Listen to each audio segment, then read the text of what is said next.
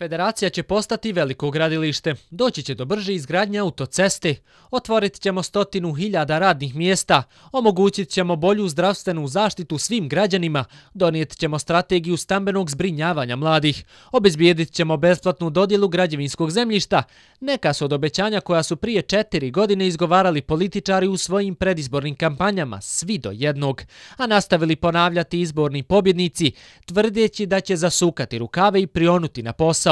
Od tada su prošle 4 godine. Partije na vlasti u protekle 4 godine ispunili svega 3,3% obećanja, dakle na nivou Vijeća ministara i Vlade Federacije Bosne i Hercegovine po 3%, dok je Vlada Republike Srpske ispunila 4 svoja data obećanja. A imali smo preko 1000 datih obećanja svih partija koje su formirale vlasti još 2014. godine. Stara Gebelsova taktika glasi: 1000 puta ponovljena laž postaje istina. Ova izreka u našoj zemlji čini se da je nadograđena. 1000 puta ponovljena laž postaje izborna pobjeda. Tako su birači i na općim izborima u 2018. godini glasali za stranke koje su i 2014. godine pobjedile. Stoga bi ovu godinu mogli sumirati u jednoj rečenici: godina izbora, obećanja, obmana i društvenih previranja.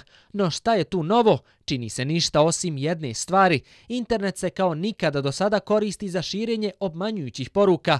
Profesor Filozofskog fakulteta u Tuzli Mirza Mehmedović smatra da je naša kultura javnog komuniciranja upravo pogodna za manipulacije, te da građani vole čuti upravo ova pusta obećanja. Građanin kao individua voli da se ono što čuje uklapa u neki sistem vrijednosti koji on ima. Taj sistem vrijednosti uglavnom okvire u neku etničku pripadnost, vjersku, religijsku i tako dalje. I nažalost mislim da građani u tom kontekstu više vole da čuju dobru laž nego da čuju adekvatnu istinu. A građani su proteklu godinu imali priliku čitati i slušati brojne laži. U samo godinu dana portal Raskrinkavanja otkrio je više od 1000 članaka sa lažnim sadržajem. Ipak centar emitovanja tih laži ostaje isti.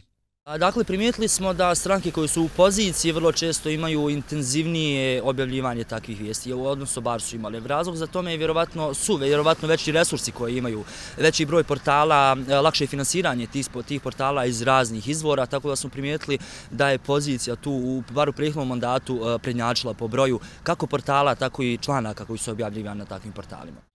Tako je kampanja za opće izbore 2018. godine vođena na dobro poznat način.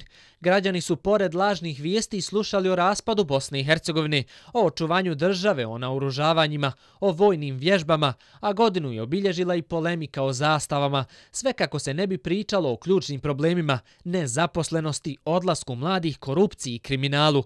Vladanje strahom obilježilo je 2018. godinu, kaže Dalio. Kampanja je provođena na veoma tradicionalan način, na jedan gotovo reći ratno-huškačkom terminologijom su se provodile stvari u kampanji i ponovo su uspjeli da dođu do rezultata kakvi su obično dolazili kada su takve kampanje vođene. No univerzitetski profesor Mehmedović ipak smatra da je najveća odgovornost na novinarima koji se pretvaraju samo u prenosioce ovakvih izjava.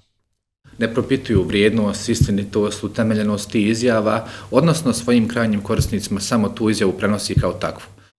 Osim što samo prenose izjave koje raspiruju međuetničku mržnju, internet portali stvaraju i lažne vijesti kako bi postigli čitanost. Od lažnih naslova Danijel Subašić utakmicu posvetio majkama Srebrenice, u narančama pronašli ubrizganu krv, ubijen kralj narodne muzike, pronađen lijek za rak, do izmišljanja lažnih izjava, pretrpana je bosansko-hercegovačka internet sfera.